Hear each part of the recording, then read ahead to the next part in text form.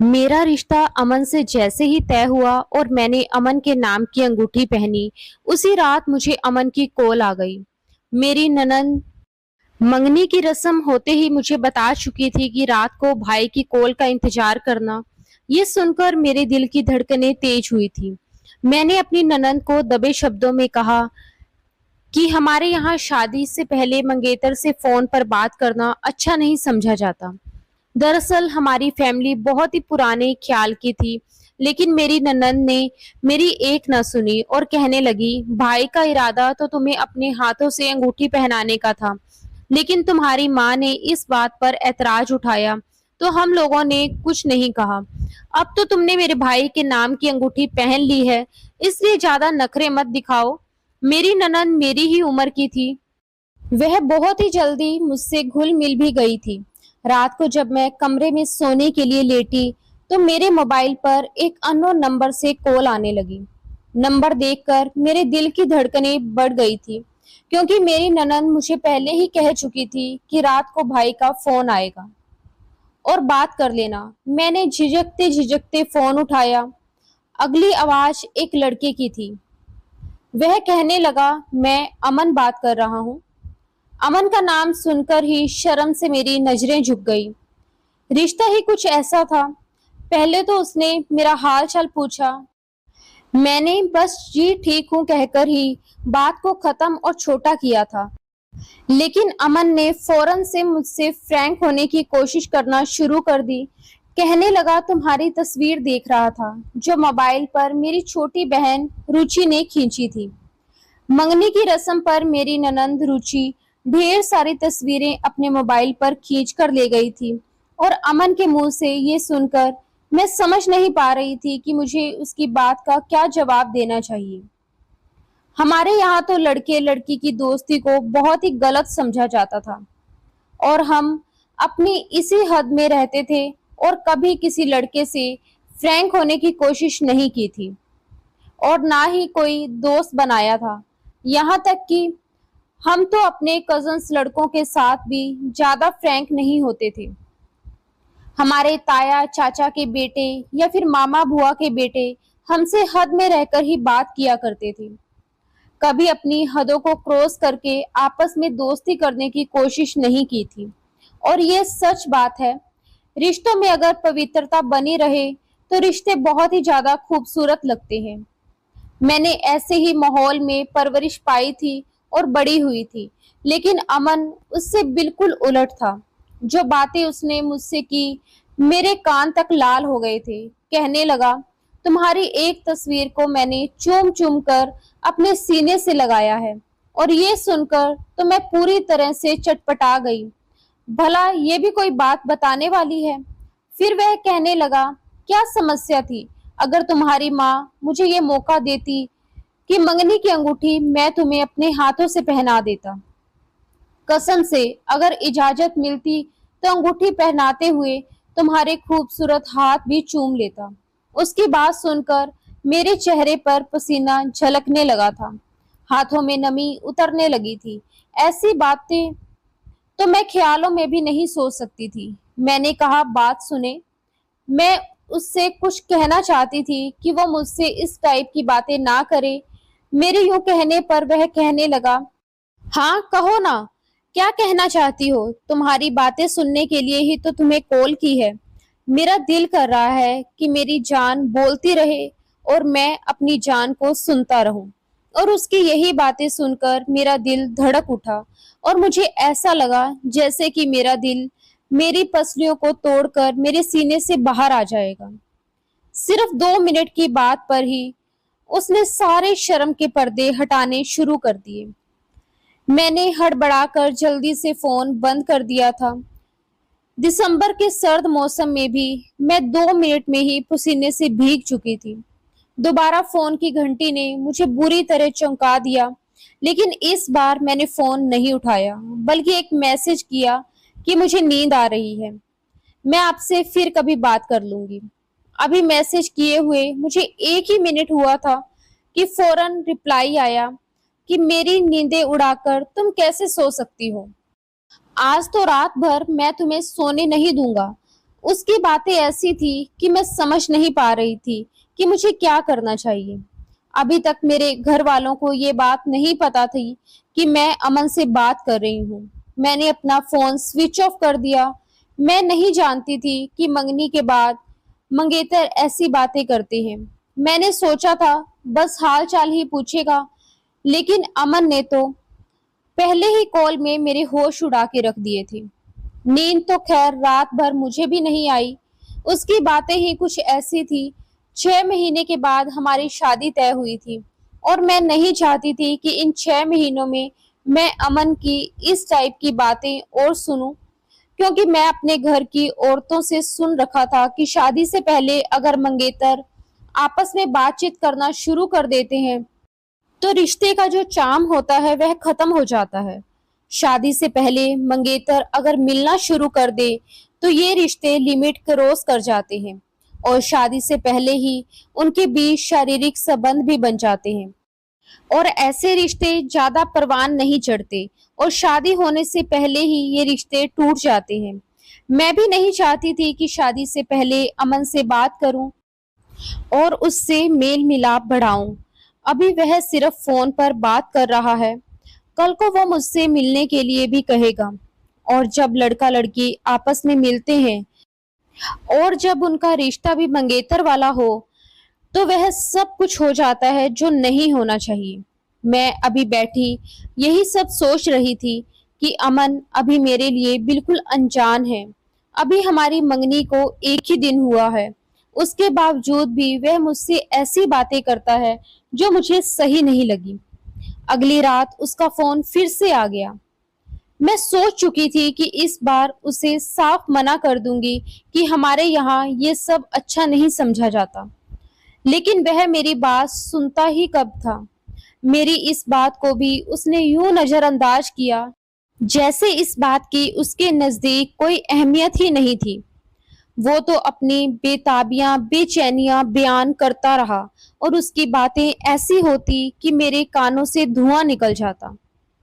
एक बार मैंने अमन से कह दिया कि मुझसे ऐसी बातें मत किया करे, मुझे अच्छा नहीं लगता।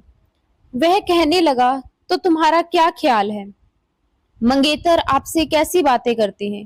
क्या आपस में सियासत पर बातें करते हैं या फिर दो का पहाड़ा याद करते हैं? जाने मन मंगेतर फोन पर ऐसी ही बातें करते हैं, नींदें उड़ा देने वाली, चैन चुरा लेने वाली। मैंने कहा, अमन आप मुझसे ऐसे शब्दों में बात मत किया करें, मुझे अच्छा नहीं लगता। वो कहने लगा, अच्छा नहीं लगता तो चलो जाने मन, नहीं कहूंगा, स्वीट हार्ट कह दिया करूंगा। मैं तो उसकी इस तरह की बातों से ही परेशान सी होने लगी थी। मैं तो अब अमन से बात ना करने के बहाने ढूंढती थी। मैंने कह दिया कि मेरी माँ ने मुझे आपसे बात करते देख लिया है और वो मुझे डांट रही थी कि मैं आपसे बात ना करूं, क्योंकि हमारे यहाँ ये सब कुछ बुरा समझा जाता है। मेरी बात सुनकर वो कहने लगा, मैं कुछ नहीं जानता, मैं तुम्हारी माँ से साफ कह दूंगा कि मेरी रजनी से बात करवाओ, वरना मैं खुद उससे मिलने घर आ जाऊंगा। यार तुम नहीं जानती मैं कैसे एक एक दिन गिन गिन कर गुजार रहा हूँ, और अब तुमसे बात भी ना करूं। इतना जुल्म तो मत करो मुझ मासूम पर। पूरी रात बेचैनी से तड़पते हुए गुजार देता हूँ। ख्वाबों ख्यालों में तुम्हें बाहों में भरकर चूमता हूँ। उसकी इसी तरह की बातें मुझे परेशान करती थी, लेकिन जैसे जैसे समय गुजरने लगा अमन की डिमांड अब बढ़ने लगी थी। कभी कहता मुझसे वीडियो कॉल पर बात करो, कभी कहता कि घर में कोई बहाना बनाकर किसी रेस्टोरेंट में मिलने आओ।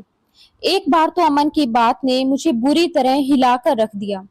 कहने लगा, तुम्हारे लिए मैंने एक बहुत ही खूबसूरत सी नेट की नाइटी खरीदी है। शादी की पहली रात तुम उसे पहनकर बड़ी आफत लगोगी।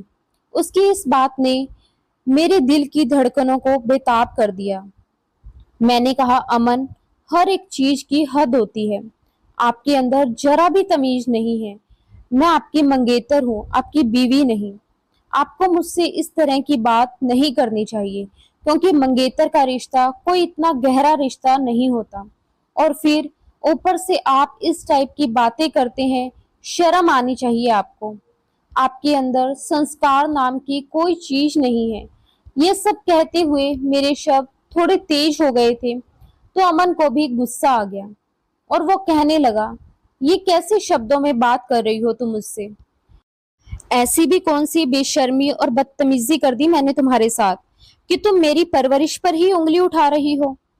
मैंने भी गुस्से से फोन बंद कर दिया और मैंने अब अमन का फोन उठाना ही छोड़ दिया।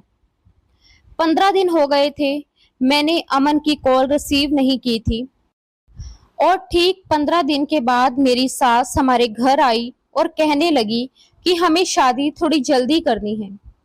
मेरी माँ कहने लगी, लेकिन मंगनी पर 6 महीने की बात तय हुई थी, अभी तो हमारी तैयारी भी पूरी नहीं हुई है।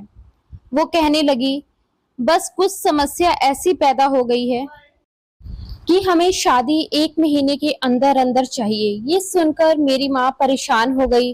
पापा भी कहने लगे, आखिर ऐसी भी क्या समस्या आ गई, लेकिन वो ये बात बताना नहीं चाहती थी। लेकिन मुझे समझते देर नहीं लगी कि ये सब अमन ने कहा है। उसी ने अपने परिवार वालों के सामने जिद की होगी कि मुझे जल्द से जल्द शादी करनी है। मेरी सास कहने लगी, कुछ घरेलू मसले हैं, बस आप हमें जल्द से जल्द शादी का समय दे दें। मेरी माँ ने जब चाचा ताया से सलाह मशवरा किया तो उन्होंने कहा कि शादी तो हमें करनी ही है। अगर वो लोग खुद से इतनी चाहत दिखा रहे हैं तो उनकी कुछ समस्याएं होंगी, तो जल्द से जल्द शादी कर लो। मेरे पापा ने भी इस बात पर हामी भर दी। उसके बाद अमन की मुझे कॉल नहीं आई। 1 महीने का समय भी बड़ी तेजी से गुजरा और मेरी शादी का दिन भी आ गया। लेकिन जब मुझे मंडप में अमन के साथ बिठाया गया तो मैंने देखा अमन का मूड बहुत खराब है। मैं ये समझ नहीं पा रही थी कि आखिर उसे हुआ क्या है। जैसे ही विदा होकर मैं अपने ससुराल पहुंची, मुझे अमन के कमरे में बिठाया गया। मेरे दिल की धड़कनें बहुत तेज थी, क्योंकि मुझे लग रहा था कि पहले अमन जिस बेताबी से मुझे फोन पर बात करता था, जाहिर है आज भी उसकी बेताबियां अपनी चरम सीमा पर होंगी। थोड़े ही टाइम बाद अमन कमरे के अंदर दाखिल हुआ और उसने कमरे को अंदर से लॉक कर दिया। उस समय मुझे ऐसा महसूस हुआ कि जैसे किसी ने मेरा दिल मुट्ठी में दबोच लिया हो। लेकिन अमन मेरे पास नहीं आया। उसने मेरी तरफ निगाह भी नहीं उठाई। आज की सारी तैयारी मैंने उसी के लिए तो की थी, लेकिन वो सीधा अपने कपड़े निकालकर वॉशरूम में चला गया। तो वह सादों से कपड़ों में था। उसके बाद उसने मुझे देखा भी नहीं। वह कमरे से लगी बालकोनी में चला गया और उसके बाद वह कमरे में नहीं आया। लगातार 2 घंटे से मैं उसका इंतजार कर रही थी। अब मैं थक चुकी थी, इसलिए खुद ही उठकर बालकोनी में चली गई। वह वहां बैठा सिगरेट पी रहा था। उसके चेहरे पर बड़े गुस्से वाला हाव भाव थे। मैंने कहा, अमन, आप यहाँ क्या कर रहे हैं? उसने मेरी तरफ मुड़कर नहीं देखा और कहने लगा, तुम्हें इस बात से क्या मतलब? उसका बड़ा रूखा सा अंदाज था। मैंने कहा कि मैं बैठे बैठे थक चुकी हूँ। मेरी बात सुनकर कहने लगा, तो मैंने तुम्हें कब कहा है कि बैठे रहो? अरे भाई, जाओ कपड़े बदलो और जाकर सो जाओ। ये बात सुनकर मेरा दिमाग पूरी तरह से चकरा गया। मुझे गुस्सा भी आने लगा था। अब मैं इतनी भी बेशर्म नहीं थी कि अपने मुंह से कहती कि मैं तो तुम्हारे लिए तैयार होकर बैठी हूँ और इस वक्त तुम्हारी पत्नी हूँ और आज की रात हमारी सुहाग रात है। शादी से पहले तो तुम बड़ी बड़ी बेताबियां दिखाते थे, लेकिन आज मैं यहाँ जरूर चाहती थी कि अमन मेरी तारीफ करे और मुझसे अपनी मोहब्बत का इजहार करे, लेकिन उसने मुझसे कोई बात नहीं की और मैं वापस कमरे में आ गई। मैंने अलमारी से अपना सादा सा ड्रेस निकाला और बदल कर लेट गई, लेकिन मुझे नींद नहीं आ रही थी। 1 घंटे के बाद अमन वापस आया और मेरे बराबर लेटकर उसने रोशनी लाइट ऑफ कर दी और उसने मुझे अपनी तरफ खींचकर अपनी बाहों में भर लिया। लेकिन वह अब भी मुझसे कोई बात नहीं कर रहा था और उसने थोड़े ही टाइम बाद अपने पति होने का हक मुझसे वसूल कर लिया। सब कुछ हो जाने के बाद भी वह अब भी मुझसे कोई बात नहीं कर रहा था। मैं समझ नहीं पा रही थी आखिर वो ऐसा क्यों कर रहा है। सुबह मैं जल्दी ही उठ गई। नहा धोकर मैंने अच्छी सी साड़ी पहनी और मेकअप करके तैयार भी हो गई। मुझे लगा अब तो वो मेरी तारीफ जरूर करेगा, लेकिन अमन उठते ही नहाने चला गया और तैयार होकर सीधा कमरे से बाहर चला गया। अब तक उसने मुझसे कोई भी बात नहीं की थी। बात करना तो दूर, उसने मेरी तरफ निगाह भी उठाकर नहीं देखा था। मैं जब कमरे से बाहर आई तो मेरी सास और ननद टेबल पर नाश्ता लगा रही थी। मेरी सास मुझे देखकर मेरे पास आई और मुझे आशीर्वाद देने लगी। मेरी ननद मेरे कान में कहने लगी, बहुत प्यारी लग रही हो। मैंने बेदिली से मुस्कुराकर थैंक यू कहकर बात टाल दी। जिसके मुंह से मैं तारीफ सुनना चाहती थी, उसने एक शब्द भी नहीं कहा था। वह सबके साथ हंस बोल रहा था, बातें कर रहा था। मैं बिल्कुल उसके बराबर बैठी थी, लेकिन वो मुझसे यूं बेपरवाह था जैसे मैं हूं ही नहीं। अमन की भाभी नाश्ते के बीच हंसी मजाक करती रही, मुझे नाश्ते का भी पूछती रही। भाभी अच्छी आदत की मालिक थी। अमन का व्यवहार सबके साथ अच्छा था, सिवाय मेरे। हमारी शादी को 8 दिन गुजर गए थे, उसने मुझसे बात तक नहीं की। तारीफ तो बहुत दूर की बात थी। जैसे ही वह कमरे में आता, बिना मुझे देखे बालकोनी में चला जाता और रात देर तक सिगरेट पीता रहता, और जब आधी रात बीत जाती तो आकर सो जाता। वह मेरे करीब बस एक ही बार आया था, शादी की पहली रात। उसके बाद तो मैं जैसे उसके लिए थी ही नहीं। एक रात जब वह कमरे में आया तो मैं उसके सामने जाकर खड़ी हो गई। मैंने कहा, अमन, आपको क्या हुआ है? मुझसे बात क्यों नहीं करते? मेरी आंखों में आंसू झिलमिला रहे थे। वह कहने लगा, अभी ये मालूम नहीं कि तमीज से बात कैसे की जाती है और अपनी हदों में कैसे रहा जाता है।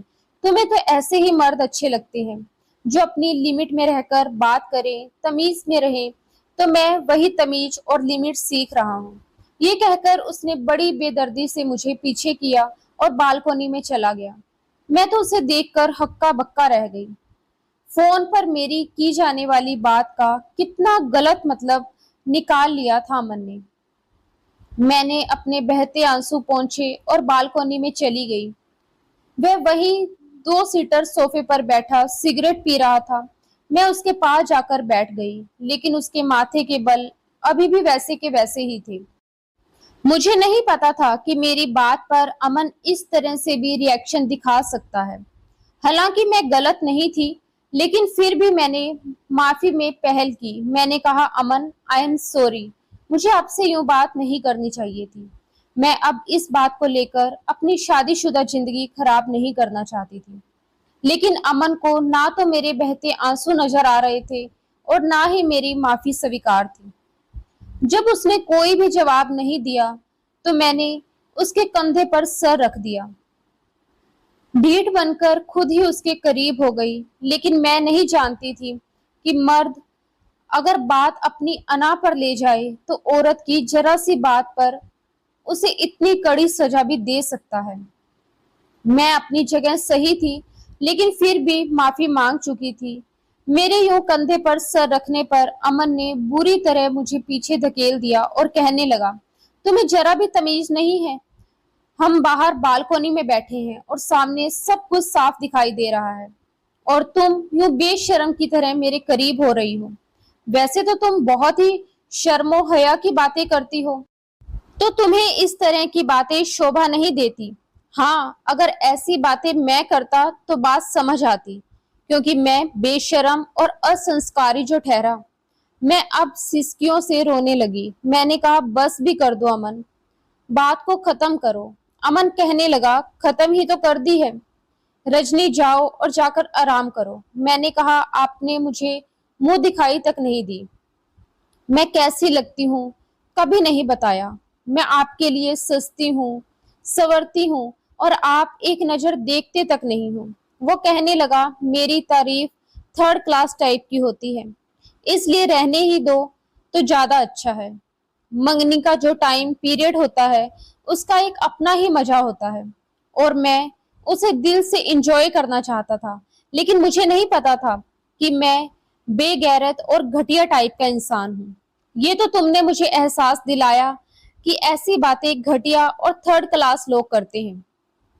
इसलिए तुमसे अब ट्यूशन लेनी पड़ेगी कि सभ्य और संस्कारी लोग कैसे बातें करते हैं।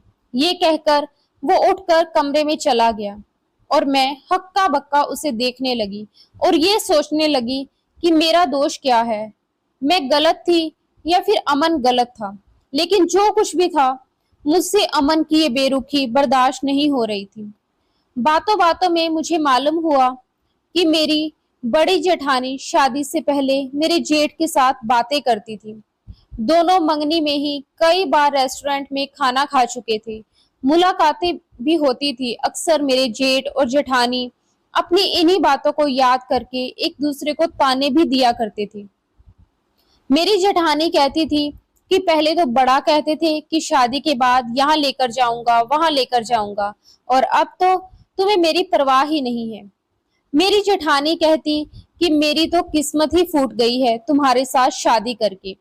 मंगनी के बाद तुमने मुझे बहुत सपने दिखाए थे, कैसे मीठी मीठी बातें किया करते थे, और अब मेरे जेठ कहते कि तुम भी तो पहले की तरह नहीं रही हो।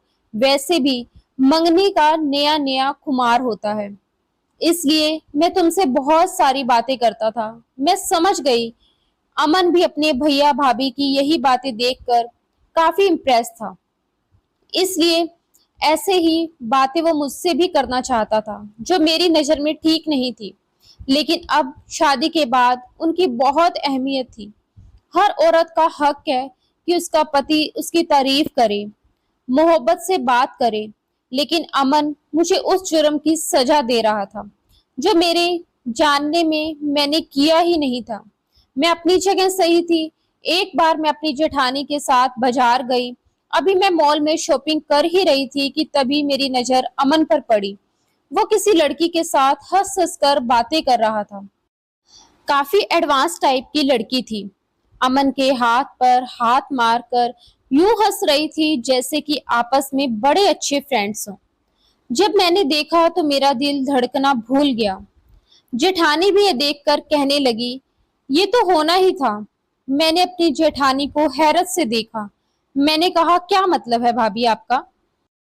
तो वो कहने लगी कि देखो भाई, मंगनी के बाद तुमने अमन को बिल्कुल भी घास नहीं डाली। वो तुमसे फोन पर बात करना चाहता था, तुमसे मिलना चाहता था, तुम्हारे साथ वक्त गुजारना चाहता था, लेकिन तुमने उसे बेइज्जत करके रख दिया। मंगनी के बाद का जो चार्म होता है, अगर लड़की उसे अपने मंगेतर को एंजॉय ना करवाए तो वह दूसरी लड़कियों में दिलचस्पी रखने लगता है। अब अमन को ही देख लो। मंगनी के बाद वह तुम पर मरता था, लेकिन तुमने उसे बेइज्जत कर दिया। अब देख लो उसका अंजाम क्या हो रहा है। अब वह दूसरी लड़कियों के साथ घूम रहा है। अपनी जेठानी की बात सुनकर मैं परेशान हो गई और ये सोचने लगी कि अब मुझे मंगनी जैसे एक नाजुक से रिश्ते में बेहयाई करनी चाहिए थी क्या? अमन की सारी डिमांड मैं पूरी कर देती। अगर वो मुझे मिलने के लिए होटल बुलाता तो क्या होटल भी चली जाती, और शादी से पहले ही वह सब कुछ कर लेती जो शादी के बाद किया जाता है। क्या तब मेरी जगह अमन के दिल में बढ़ जाती?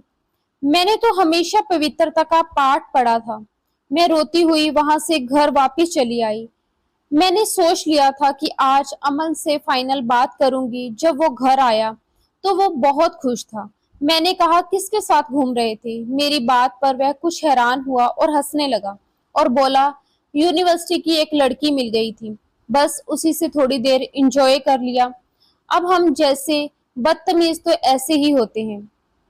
तुम्हारी तरह समझदार नहीं हूँ, वरना अपने क्लास फेलो से बात ही नहीं करता। मैंने कहा, आप ठीक कह रहे हो, मुझे भी ऐसा ही हो जाना चाहिए। मैं भी यूनिवर्सिटी में लड़कों के साथ पढ़ती रही हूँ, लेकिन मेरे माँ बाप की ये गलती थी कि उन्होंने मुझे हमारी सभ्यता, संस्कृति और शर्मो हया का पाठ पढ़ाकर वहां भेजा था। मैंने किसी भी लड़के से बेफिजूल बात नहीं की, क्योंकि मुझे यही सिखाया गया था कि हमेशा अपनी इज्जत की सुरक्षा करना। अपनी हद कभी भी पार मत करना। लड़की की इज्जत कांच की तरह नाजुक होती है। एक बार टूट जाए तो किरच कीची हो जाती है और उसकी चुभन जिंदगी भर रहती है। लेकिन शायद वह गलत थी और मैं भी गलत थी, जो आज तक अपनी नजरों की हिफाजत करती रही, खुद को छिपा कर रखती रही, इसीलिए कि मैं ये समझती थी कि मेरी हर चीज पर सिर्फ मेरे पति का हक है। लेकिन नहीं, मैं गलत थी। ठीक तो आप है अमन, लाइफ को एंजॉय करना जानते हैं। आप स्कूल लाइफ को एंजॉय करते हैं, यूनिवर्सिटी लाइफ को एंजॉय करते हैं, यहाँ तक कि मंगनी के बाद की लाइफ को भी, जो मैंने आपकी खराब कर दी। मुझे भी यही करना चाहिए था। यूनिवर्सिटी के लड़कों से हंस हंस कर बातें करनी चाहिए थी। अपना आप छुपाने की बजाय दिखाना चाहिए था। अगर मैं ऐसा करती तो आज मेरे भी बहुत से लड़के दोस्त होते, जो कभी मुझे किसी मॉल में मिल जाते तो मैं खूब इंजॉय करती और मुझे उनसे हर तरह की बात करने की आदत होती, तो शायद मंगनी के बाद आपकी हर बात का हंस हंस कर जवाब देती। मंगनी से पहले ही अपनी शर्मो हया ताक पर रखकर आपके साथ फिजिकल रिलेशन बना लेती। काश मैं अपनी सभ्यता और संस्कार को अहमियत ना देती। आपकी तरह मैंने समाज को देखा होता, उसे अहमियत दी होती। ये कहकर मैं अपनी जगह पर जाकर लेट गई और अपनी साइड का लैंप ऑफ कर दिया। लेकिन अमन की साइड का लैंप जल रहा था। वो बेड के क्राउन से टेक लगाए ना जाने क्या सोच रहा था। मुझे नींद आने लगी थी और कुछ ही देर में मैं सो चुकी थी। अगले दिन अमन के कुछ यूनिवर्सिटी के दोस्त घर आए। जब मैंने देखा तो एक अच्छी सी फैंसी साड़ी निकाली और खूब मेकअप किया।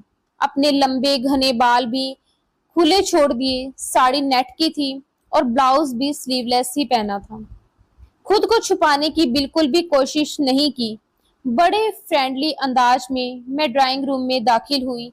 हेलो एवरीवन कहकर मैंने अमन के साथ उसके तमाम क्लास फेलो का ध्यान अपनी तरफ दिलाया। मेरी खूबसूरती देखकर वे कुछ देर के लिए आंखें झपकाना भूल गए, लेकिन सबसे ज्यादा जान अमन की निकली। मैं बड़ी अदा से चलते हुए अमन के बराबर में जाकर खड़ी हो गई। मैंने कहा, मेरा इंट्रोडक्शन नहीं करवाओगे अपने दोस्तों से?